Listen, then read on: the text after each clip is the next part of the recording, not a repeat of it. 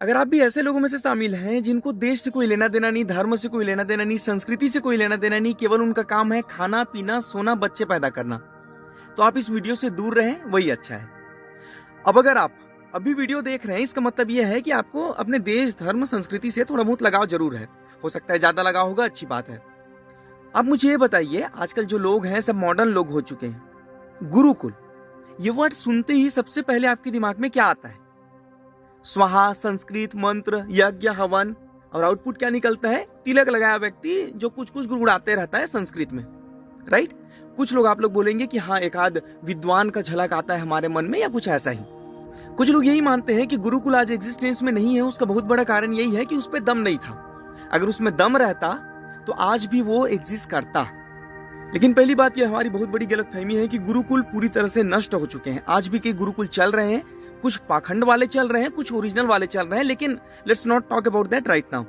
अभी हम लोग बात करते हैं कि जो ओरिजिनल गुरुकुल वाली एजुकेशन सिस्टम होती थी, उस पे जो आउटपुट निकलता था, मतलब यह है कि जो बच्चा वहां पर जाता था, एडमिशन लेता था, और वहां से क्या बन के वो निकलता था, उसकी अगर हम लोग बात करें तो आज की जो एजुकेशन सिस्टम है पूरी तरह से फेल हो जाएगी उस गुरुकुल के एजुकेशन सिस्टम के सामने। उस समय गुरुकुल में मेटलर्जी पढ़ाई जाती थी, केमिस्ट्री पढ़ाई जाती थी, अग्नि विद्या पढ़ाई जाती थी, पदार्थ विद्या पढ़ाया जाता था, geography, botany, astronomy, numerous subjects वहां पर पढ़ाए जाते थे, जिसको हम लोग अभी गिनने बैठे हैं तब भी वीडियो बहुत लंबा हो जाएगा। और यही कारण है कि बच्चा जब वहां से ग्रेजुएट होकर निकलता था तो उसको धर्म, अधर्म, पाखंड, चमत्कार, विज्ञान, ये सब अलग अलग समझ में आता था, पूरा क्लियर समझ में आता था। आज हम लोग पाखंड को धर्म बोल देते हैं, धर्म को पाखंड बोल देते हैं, ऐसा नहीं था। और यही बहुत बड़ा कारण है कि पहले के लोग जो गुरुकुल से निकलते थे, वो लोग जीवन में बहुत सारी समस्याओं के बाद भी कभी डिप्रेशन का शिकार नहीं होते थे। आज आप देख लीजिए, इतने हम लोग अपने आप को पढ़े लिखे बोलते हैं, लेकिन छोटी छोटी बात में हम लोग डिप्रेस्ड हो जाते हैं। एक बच्चा है 10 to 15 ईयर्स ओल्ड, उसको अगर टॉफी नहीं मिलती है वो टेंशन में आ जाता है। उसको अगर खिलौना नहीं मिलता है वो बहुत ज्यादा एंग्री हो जाता है। छोटी छोटी बातों में चिड़चिड़ाने लग जाता है। बच्चे तो बच्चे, जो बड़े हैं उनका भी यही स्थिति है। वो लोग कोई दूध के धुले व्यक्ति नहीं है, वो लोग भी छोटी छोटी बातों में टेंशन लेने लग जाते हैं, डिप्रेशन में आ जाते हैं। और यही बहुत बड़ा कारण है। एक आपने जैसे ये कोचिंग इंस्टीट्यूट्स के बारे में सुना होगा, उसमें कई बार ये होता है कि बच्चे का 93 मार्क्स आते हैं आउट ऑफ 100। उसमें बोलता है दुनिया बहुत जालिम है साला, यहाँ पर कुछ नहीं होने वाला है, दिखा रहे मेरा रस्सी, और जाके लटक जाता है। आप मुझे बताइए, 100 में से 93% आ रहा है उसका, उसके बाद भी वो दुखी है। क्या कारण लगता है आपको? 93 आ रहा है, इसका मतलब आप ये तो समझ रहे हैं ना कि वो होशियार है, तब जाके 93 ला रहा है। लेकिन वो कौन से मामले में गधा हो जाता है कि 7 नंबर कम आ गया, या फिर उसका टारगेट जैसे कि 98 या 99 का है, अगर वो उतना नहीं ला पाया तो इससे वो इस निष्कर्ष पे पहुंच जाता है कि भैया दुनिया बहुत टूटा है, मुझे यहाँ जीना ही नहीं है, दुनिया बहुत जालिम है, दुनिया साली मेरे लिए है ही नहीं। अब सोचिए, इतना होशियार होने के बाद भी ऐसा क्या चीज है जो उसको होशियार, जो मेन वाला होशियार है, वो बनने से रोक रही है। और ये जो डिप्रेशन या सुसाइड की घटनाएं हैं, वो हमारे देश तक सीमित नहीं है, विदेशों में भी आप चले जाइए, जैसे कि हॉलीवुड का सब नाम लेते हैं, बहुत खुशहाल जिंदगी, सपनों का नगर, फलाना ढिमका। वहां पर चेस्टन बेनिंगटन नाम का एक व्यक्ति था, आप में से बहुत लोग जानते होंगे, लिंकिन पार्क नाम का एक बैंड है, उसमें वो लीड वोकलिस्ट था। वो दुनिया के सबसे बड़े बैंड में से एक है। इतने बड़े बैंड का लीड वोकलिस्ट होने के बाद भी क्या किया? वो फांसी लगा के मर गया। तो आप मुझे बताइए, क्या उसके पास पैसे की कमी थी? क्या उसके पास सुविधाओं की कमी थी? क्या वो फेमस नहीं था?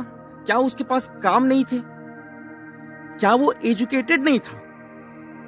इतना सब होने के बाद भी, इतना एजुकेशन होने के बाद भी वो लास्ट में फांसी लगा के क्यों मर जाता है? और इनकी जो लिस्ट है वो बहुत लंबी है ऐसे लोगों की, आप स्वयं जानते होंगे कई लोगों को।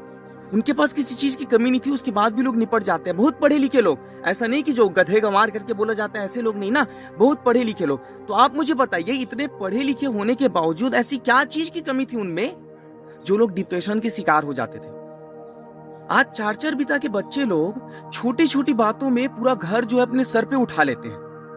पिद्दी सी बात रहती है, लेकिन ऐसा टेंशन लेते हैं जैसे कोई जो एनिमी कंट्री है वो सीधा अटैक कर दिया हमारे देश पे। और बात क्या रहती है? बात वही रहती है, गर्लफ्रेंड फोन नहीं उठाई, बॉयफ्रेंड बौखला गया है, स्कूल में गया था सब लोग मेरा मजाक उड़ा दिए, 4 लोग मेरा वहां पर ट्रोल कर रहे थे मुझे, सब्जेक्ट्स में कम नंबर आ गए। ये पर्याप्त है टेंशन लेने के लिए, पर्याप्त है डिप्रेशन में जाने के लिए। आज के परिप्रेक्ष्य में मैं बात कर रहा हूं। अब सोचिए ये स्थिति इतना पढ़ने के बाद भी ऐसी क्यों है।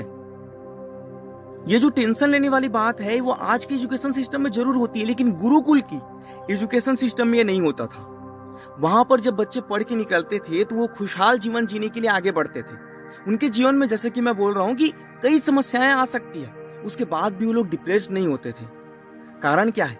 क्योंकि वहां पर उनको धर्म, अधर्म, ज्ञान, विज्ञान सब चीजें बताई जाती थी, मनोविज्ञान समझाया जाता था। उनको ये बोला जाता था कि बेटे पैसा जरूर कमाना है, लेकिन जीवन का जो मेन लक्ष्य है वो पैसा नहीं, वो है खुशहाली। वो चीज जो है आज के एजुकेशन आपको नहीं सिखाता है। वो आपको सिखाता है प्रतिस्पर्धा करना, कंपटीशन करना। मैं उससे ज्यादा आगे कैसे निकलूं, मैं उसको कैसे करके रौंद दूं, मैं इन सब को रौंद के आगे ऊपर कैसे करके बढ़ूं। वो आपको ये नहीं सिखाता है कि खुशहाल जिंदगी कैसे करके आप जियो। और यही अंतर है आज के एजुकेशन सिस्टम में और गुरुकुल के एजुकेशन सिस्टम में। तो अगर आप भी जीवन में खुशहाल रहना चाहते हैं तो गुरुकुल की एजुकेशन सिस्टम को समझिए। अब आपका ये प्रॉब्लम होगा कि अरे यार गुरुकुल में तो सब संस्कृत में बात करते हैं, हमारे तो संस्कृत को सुन के तोते उड़ जाते हैं। तो आप लोग निश्चिंत रहिए, यहाँ पर मैं जिनकी बात कर रहा हूँ संस्कृत में नहीं बल्कि हिंदी में बात करेंगे। अब आपकी ये समस्या रहती है कि अरे यार गुरुकुल तो बहुत दूर होता है, वहां तक हम कैसे करके जाएंगे। ये समस्या भी आपकी हल हो जाएगी। ये जो मैं बात कर रहा हूँ गुरुकुल की, वो आपके घर पहुंच सेवा वाली बात होगी। आपके जो मोबाइल है उस पर आप वहां पर क्लासेस अटेंड कर सकते हैं। अब आपकी फिर से एक समस्या होगी कि आपके पास पैसे कम है, पैसे ज्यादा है, ये वाली बात। इसके लिए भी आप निश्चिंत रहिए, जो क्लास में बैठने के लिए है आप फ्री में बैठ सकते हैं, पैसा आपको बिल्कुल नहीं लगेगा। लेकिन ये डेढ़ होशियारी मत करिए ना कि हमारे यहाँ भारत में यही नाटक होता है, जो चीज फ्री में मिलती है ना उसका वैल्यू हम लोग कम करते हैं। तो आप ये समझिए फ्री में मिल रहा है तो उसका थोड़ा वैल्यू करिए और वहां पर बैठिए। अब फिर एक समस्या आती है, अरे समस्या बहुत है यार आपके जीवन में। समस्या यह आती है कि समय कैसे करके दे। तो समय के लिए भी आप निश्चिंत रह सकते हैं। रात में 8 से 9 बजे आपको समय देना है। अब 1-1.5 घंटे अगर आप दिन में समय नहीं दे सकते हैं तो भैया आप स्वयं सोचिए। अब उसमें मैं क्या कह सकता हूँ। घर पहुंच सेवा मिल रहा है आपको, एक विद्वान के द्वारा मिल रहा है। विद्वान के बारे में मैं थोड़ी देर बाद बात करूंगा, जो मेन स्पीकर होंगे इस ई गुरुकुल के। तो इतना सब चीज आपको घर बैठे मिल रहा है, निःशुल्क मिल रहा है। इसके बाद भी अगर आपको चर्बी आई होगी भैया तो दूर से नमस्ते आप जैसों को। और जिनको इस क्लास में ज्वाइन करना है वो आगे सुनिए। अब इनके बारे में बता देता हूं। जो इस क्लास जो है उसको संचालित करने वाले, उनका नाम है श्री योगेश भारद्वाज जी। वो साइंस के क्षेत्र में ग्रेजुएट हैं और जो इक्फाई है हैदराबाद में, वहां से चार्टेड फाइनेंशियल एनालिस्ट CFA जो है उसमें पोस्ट ग्रेजुएटेड व्यक्ति हैं। ये 2 गुरुकुलों को चलाते हैं और एक गुरुकुल जो 50 सालों से बंद पड़ा था उसको भी इन्होंने वापस शुरू किया है। हम तो केवल कहते हैं श्री ब्रह्मगुप्त के बारे में पढ़ते हैं, श्री भास्कराचार्य के बारे में पढ़ते हैं। पढ़ना क्या भैया, वो जो मैथ्स की बुक होती है उसके कवर पृष्ठ जैसे ही हम लोग खोलते हैं वहां पर एक फोटो चिपका रहता है उनका, और उनके नाम पे फिर बस यही है। उनके कोई सूत्र को नहीं हम पढ़ते और कुछ भी चीज नहीं पढ़ते हम लोग, बस एक फोटो, छोटा आर्टिकल, खत्म कहानी। लेकिन ये जो व्यक्ति हैं श्री योगेश भारद्वाज जी, ये श्री ब्रह्मगुप्त की कैलकुलस को पढ़े हैं, श्री भास्कराचार्य की सिद्धांत शिरोमणि को पढ़े हैं, लीलावती को पढ़े हैं। इसके अतिरिक्त एल्जेब्रा, ट्रिग्नोमेट्री के साथ साथ फिजिक्स, केमिस्ट्री, बायो इन्फॉर्मेटिक और कंप्यूटिंग में जो AI होता है, आर्टिफिशियल इंटेलिजेंस, उनकी भी ये स्टडी करते हैं। तो ये जो व्यक्ति हैं वो कोई साधारण व्यक्ति नहीं है जो हमारे स्पीकर हैं यहाँ पर। इनको सिर्फ सुनना ही बहुत बड़ी बात है, लेकिन आपको इनसे इंटरेक्शन का मौका मिलेगा। एक बार क्लासेस चलेगी उसके बाद लास्ट में मिलेगा ना, बीच में तपड़ तपड़ मत कर देना क्लास के बीच में। ये ऐसे व्यक्ति हैं कि सब बातों को तर्क की कसौटी पे रखने वाले व्यक्ति हैं। धर्म को तो मानते हैं, भगवान को तो मानते हैं, विज्ञान को तो मानते ही हैं, लेकिन कहीं पर ये नहीं कहते कि बाबा वाक्यम प्रमाणम, अर्थात मैं जो कह रहा हूं उसको आंख मूंद के मान लो, ऐसा बिल्कुल नहीं कहते। वो कहते हैं इवन जो मैं कह रहा हूं उसको भी तर्क की कसौटी में तलो, अगर वो सही होगा तब जाके मानो। आप मुझे बताइए ऐसी स्वतंत्रता जो है, ऐसा इंडिपेंडेंस आपको कौन सा ये बाबा जिसके चक्कर में आप पड़े रहते हैं वो सब लोग देते हैं। और मैं आपको इसकी गारंटी दे सकता हूं कि इनकी क्लास को जब आप ज्वाइन करेंगे तो जो बाबा वाली फीलिंग होती है ना, बिल्कुल नहीं आएगी। मैंने स्वयं इनकी तीनों लेवल्स की क्लासेस को करी हुई है। मैं उस एक्सपीरियंस से आपको बता रहा हूं कि आपकी आंखें खुल जाएंगी। आप अगर हिंदू हैं, मुस्लिम हैं, सिख हैं, ईसाई हैं, शाकाहारी हैं, मांसाहारी हैं, आप जो भी रहें, अगर आप इनकी क्लासेस को पेशेंसफुली सुनते हैं, उसके बाद अपने जो डाउट्स हैं उसको भी क्लियर करते हैं, पूरा मौका देते हैं डाउट्स क्लियर करने का भी, उसके बाद आपका जो सोचने का तरीका है वो पूरा बदल जाएगा। जीवन को देखने का जो तरीका है वो बदल जाएगा। और जो जीवन में छोटी छोटी बातों में आप टेंशन लेने लग जाते हैं ना, वो सब टेंशन आपका चले जाएगा और खुशहाल वाला जीवन जो है ना, उस ओर आप बढ़ने लगेंगे। कई लोग ऐसे हैं जो रोज पूजा पाठ करते हैं, उसके बाद उनके मन में यह प्रश्न रहता है, इतने सारे पूजा पाठ करने के बाद भी हमारे जीवन में समस्याएं क्यों होती है, हमारा मन जो है वो अशांत क्यों होता है। कई लोग ऐसा है जो भगवान को मानते तो हैं लेकिन जानते नहीं। अगर मैं पूछूं, अब भगवान को मानते तो, लेकिन भगवान होता क्या है आप मुझे बताइए। फिर वही डायलॉग बाजी वाला आ जाएगा, भगवान तो श्रद्धा है। चलिए इस बात को हटा देते हैं, ये वाला विषय आ जाएगा। किसी के पास भी स्पेसिफिक उत्तर नहीं है। मैं बोलूं आप धर्म को मानते हैं, हाँ बिल्कुल मानते हैं। धर्म की परिभाषा क्या है? बहुत लोग यहां पर चुप हो जाएंगे। कुछ लोग जो प्रश्न उठाते हैं कि भाई इतना समस्या हो रहा है जीवन में, साधुओं की भी हत्या हो रही है, परित्राणाय साधूनाय विनाशाय च दुष्कृताय वाला जो श्लोक है, भगवान श्री कृष्ण ने कहा था कि जब भी साधुओं के साथ अत्याचार होगा मैं तब तक यहाँ पर सृष्टि में आऊंगा, भारत में आऊंगा और ये दुष्टों को ठोकूंगा करके। तब तो साधुओं की भी हत्या हो रही है, तो श्री कृष्ण अभी अवतार क्यों नहीं ले रहे हैं? ऐसे ऐसे जो प्रश्न है, इन सब के उत्तर को सोच सोच के कई व्यक्ति लोग जो है नास्तिक हो जाते हैं। ये सब साला कुछ नहीं है, कचरा चीज है, धर्म वर्म करके। तो मैं उन लोगों को भी इनवाइट कर रहा हूँ इस ई गुरु क्लब की क्लासेस में आप आइए, और ये जो आपके जो डाउट्स है ना, आपको जो बहुत बड़े बड़े डाउट्स लगते हैं, वो आपको चुटकियों में हल हो जाएंगे और आपको पता नहीं चलेगा। तो कई लोगों के मन में डाउट्स होते हैं धर्म के लिए, भगवान के लिए, लोगों के लिए, संस्कृति के लिए, एटसेट्रा। आप आइए, आप इसे ज्वाइन करिए क्लासेस को, और मैं आपको गारंटी दे रहा हूं कि आपके वो डाउट्स जो हैं वो पूरे क्लियर हो जाएंगे रिलेटेड टू दिस फील्ड। और ऐसा नहीं होगा ना कि जो लोग नहीं कहते हैं कि हम तो भगवान को मानते हैं, कुछ लोग कहते हैं हम तो भगवान को नहीं मानते हैं। आप निश्चिंत रहिए, भगवान को मानिए नहीं मानिए कोई लेना देना नहीं है। आप यहाँ पर आइए, आपको सब चीज समझ आ जाएगा। पहले ये तो जान लीजिए भगवान है कौन।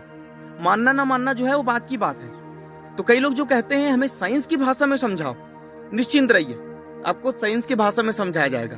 कई लोग कहते हैं हमको शास्त्रों की भाषा में समझाओ, आप भी निश्चिंत रहिए, आपको शास्त्रों की भाषा में समझाया जाएगा।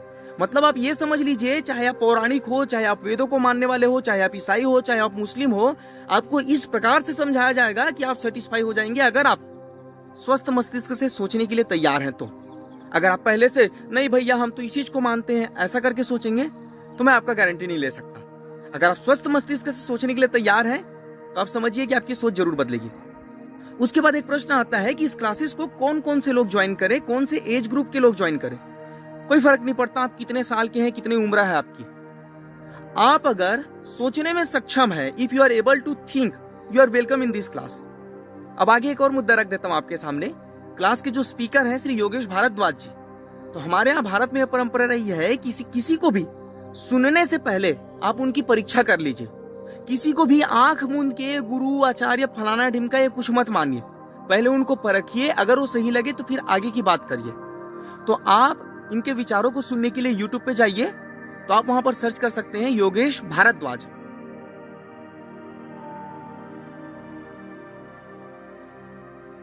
इनके कई चैनल्स में वीडियो अपलोडेड रहते हैं, लेकिन इनका स्वयं का एक चैनल है योगेश भारद्वाज नाम से ही, ये रहा चैनल इनका।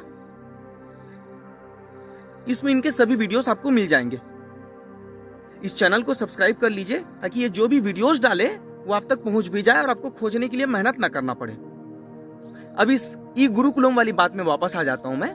तो इसका जो समय रहेगा वो ज्यादा दिनों का नहीं है, टोटल 15 से 20 दिनों में 3 लेवल्स आपकी पूरी हो जाएंगी।